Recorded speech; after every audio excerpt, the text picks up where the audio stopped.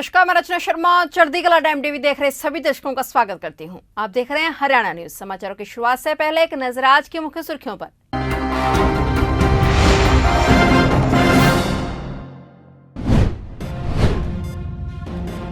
निकाय चुनावों के लिए थमा प्रचार। कल सुबह 6 बजे से शुरू होगी मतदान की प्रक्रिया। कुलदीप बिश्नोई से मिलने पहुंचे राज्यसभा सांसद कार्तिकेय शर्मा। हरियाणा राज्यसभा सांसद कार्तिकेय शर्मा ने कुलदीप बिश्नोई से उनके आवास पर की मुलाकात। केंद्र सरकार की योजना अग्निपथ के विरोध में हरियाणा में उग्र प्रदर्शन। पुलिस ने खदेड़ा, 60 से अधिक युवाओं को किया गिरफ्तार।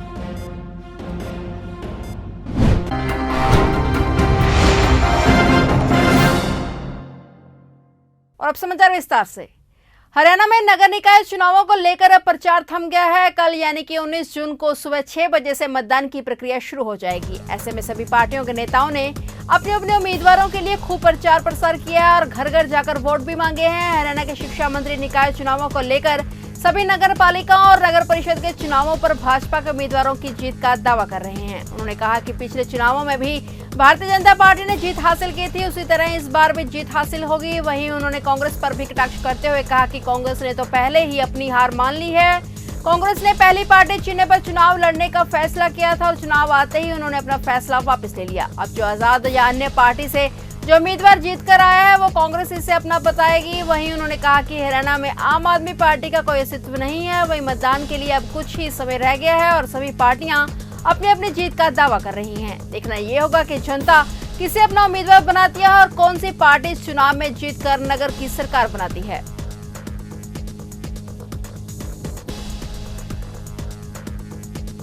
पुंडरी बीडीपी ऑफिस में अंत्योदय ग्राम उत्थान मेले का आयोजन किया गया। मेले में पहुंचे विधायक हरियाणा पशुधन विकास बोर्ड के चेयरमैन एवं पुंडरी विधायक रणधीर सिंह गोलन ने कहा कि अंत्योदय ग्राम उत्थान मेलों का आयोजन कर खासकर ग्रामीण लोगों को सरकार की योजनाओं का लाभ पहुंचाया जाता है। चेयरमैन गोलन पुंडरी के बीडीपीओ कार्यालय परिसर में आयोजित अंत्योदय ग्राम उत्थान मेले में अवलोकन के दौरान लाभार्थियों को संबोधित कर रहे थे। गोलन ने कहा कि लोगों को अपने कार्य करवाने के लिए अलग अलग कार्यालयों के धक्के न खाने पड़े और लोगों के ऋण, बीपीएल कार्ड, आवास योजना के तहत मकान आदि अन्य विभागों के कार्य भी मेले के दौरान हो जाते हैं। इस दौरान बैंक, तहसील, बीडीपीओ, नगर पालिका व अन्य विभाग के अधिकारी मौके पर मौजूद होते हैं। चेयरमैन ने अधिकारियों को भी निर्देश दिए कि वे सरकार के जिस उद्देश्य से इस मेले का आयोजन किया गया उसे पूरा करने का काम करें और लोगों के कार्यों को अपने हाथों से निपटाएं। जरूरतमंद व्यक्ति को इस मेले में ऋण मुहैया करवाने की प्रक्रिया को पूरी करके लाभान्वित करें।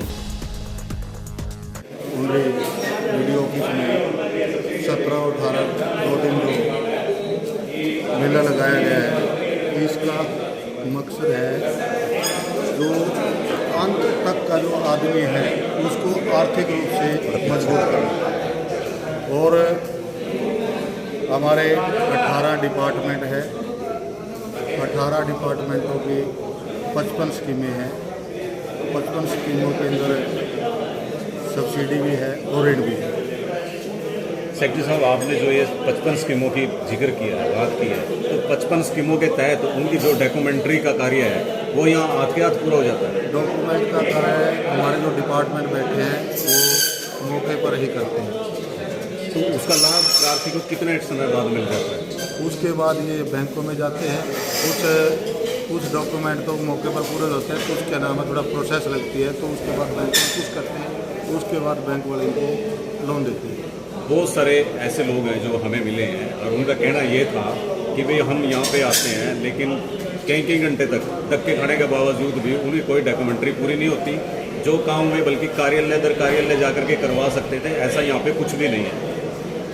ऐसा है, यहाँ 18 डिपार्टमेंटों की टीम बैठी हुई है और प्रॉपर तरीके से यहाँ जो काउंसलिंग भी करते हैं और उसको जिस भी डिपार्टमेंट से वो लोन या जो स्कीम का फ़ायदा लेना चाहता है उसके पास उसको बड़े प्रॉपर तरीके से अच्छी प्रकार से काउंसलिंग करके उनके पास भेजते हैं और यहाँ डॉक्यूमेंटेशन का काम प्रॉपर तरीके से करवाया जा रहा है। इस मेले के आयोजन के बारे में पर्टिकुलर कुछ लोगों को ही इन्फॉर्मेशन दी गई थी या इसमें कोई भी भाग ले सकता है? इसमें क्या है कि जो गवर्नमेंट से जो ट्रिपल पी से परिवार पहचान पत्र से जो फैमिली खुश हुए हैं उन्हीं लोगों को हमने कॉल की है, डोर टू डोर जाके काउंसलिंग की है जो परिवार जिनके आए 1 लाख से कम है, अंत्योदय परिवार है, उनको कुलदीप बिश्नोई के क्रॉस वोट के चलते हार का सामना करने वाली कांग्रेस ने बिश्नोई को लेकर बड़ा फैसला किया है। कांग्रेस आलाकमान ने कुलदीप बिश्नोई को पार्टी से निष्कासित कर दिया है और वहीं आज हरियाणा राज्यसभा सांसद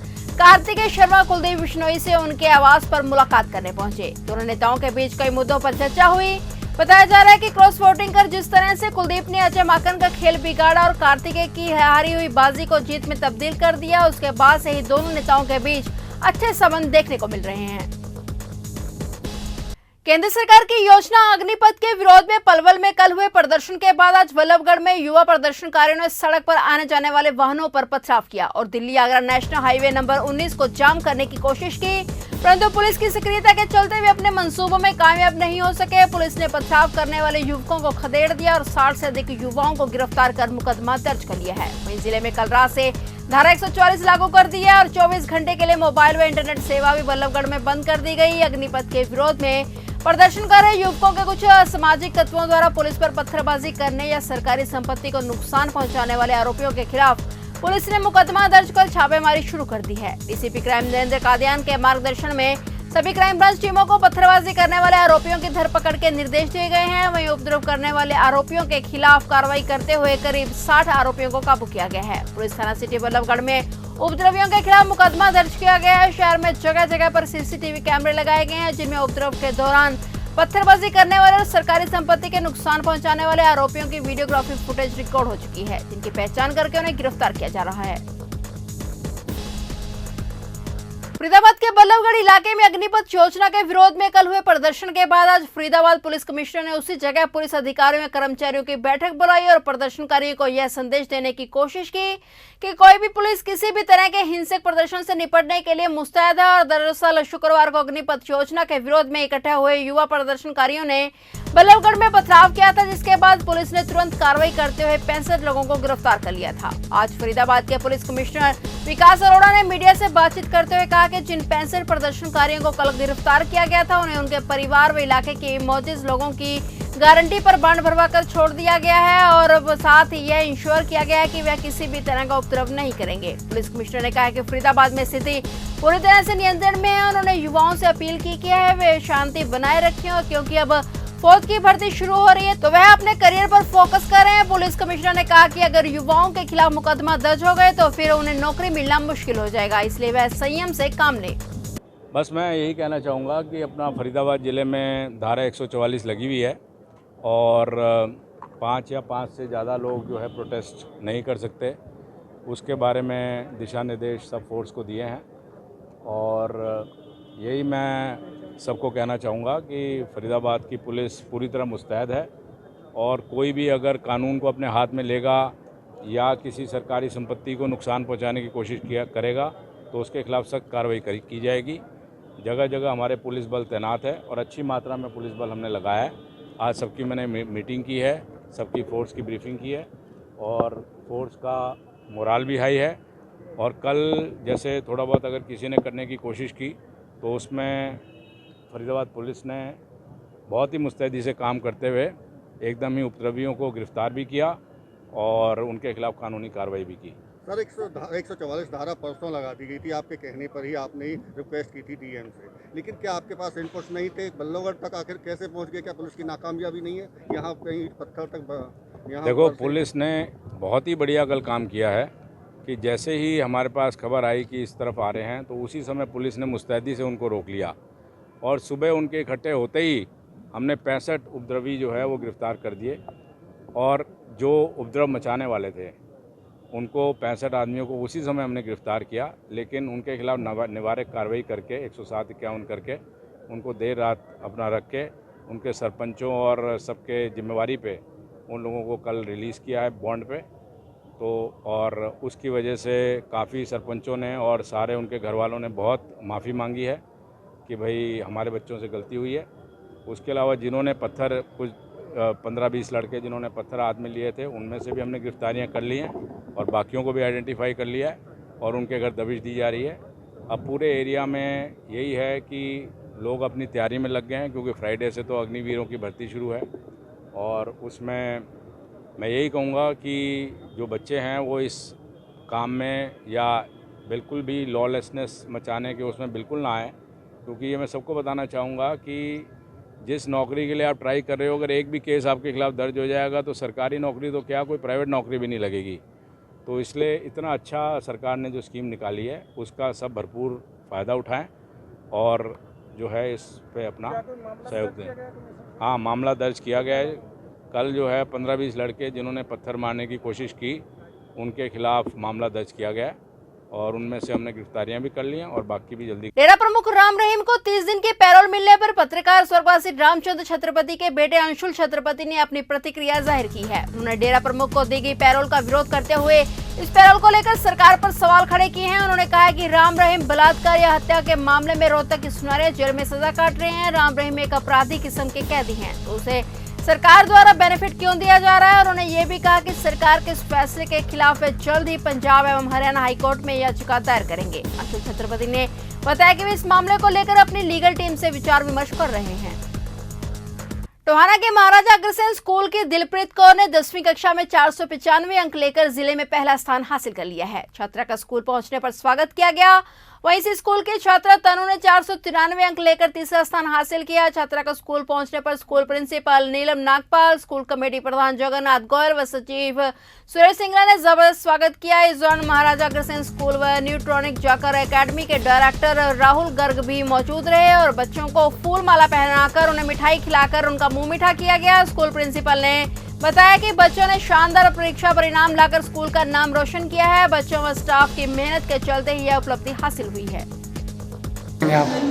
डिस्ट्रिक्ट में मैंने फर्स्ट पोजीशन हासिल की है, इससे मुझे बहुत खुशी हुई है और मैं बहुत खुश हूँ कि मैं 495 मार्क्स लेके आ सकी और इसके पीछे मैं मेरी टीचर्स को ही थैंक यू कहना चाहूँगी। तो आगे चल के क्या बनना चाहते हो आप? आगे चल के मैं डॉक्टर बनना चाहती हूँ। तो आप घर जाए कितने घंटे पढ़ाई करते थे? मैं 6 to 7 आवर्स। हरियाणा में कोरोना फिर से तेजी से बढ़ने लगा है, जहां सोनीपत जिले में कोरोना के मरीजों की संख्या में दिनों दिन बढ़ोतरी हो रही है। 1 जून को जिले में मात्र 3 एक्टिव मामले थे, लेकिन यह मामले घटने के बजाय निरंतर बढ़ते ही जा रहे हैं। पिछले 24 घंटे में 20 नए मामले मिलने के बाद जिले में एक्टिव मरीजों की संख्या 48 हो गई है। जून महीने के 17 दिनों में सोनीपत में 90 व्यक्ति कोरोना पॉजिटिव मिल चुके हैं। फिलहाल कोरोना के प्रति जो लोग जहां पर लापरवाह दिख रहे हैं, वहीं स्वास्थ्य विभाग बढ़ते मामलों से चिंतित हो गया है। बता दें कि पिछले 24 घंटे में हरियाणा में कोरोना के 699 नए केस मिले हैं। इनमें सबसे ज्यादा पॉजिटिव मामले गुरुग्राम में 480 और इसके बाद फरीदाबाद में 85 नए मरीज मिले हैं। इसके बाद पंचकुला में 36, सोनीपत में 20, रोहतक में 12 और हिसार में 13 नए व्यक्ति कोरोना की चपेट में आए हैं। फतेहाबाद और महेंद्रगढ़ ही एकमात्र ऐसे जिले रहे जहां 24 घंटे में कोरोना का कोई केस नहीं आया। सोनीपत जिले में अब तक कोविड रोधी वैक्सीन की 22,95,480 डोज लगाई जा चुकी हैं। 12,94,171 को पहली और 9,72,632 लोगों को दूसरी डोज लगाई जा चुकी है। फिलहाल हरियाणा न्यूज में इतना ही और नए समाचारों के साथ फिर से हाजिर होंगे। तब तक के लिए देखते रहिए चढ़ती कला टाइम टीवी और मुझे दीजिए इजाजत। धन्यवाद।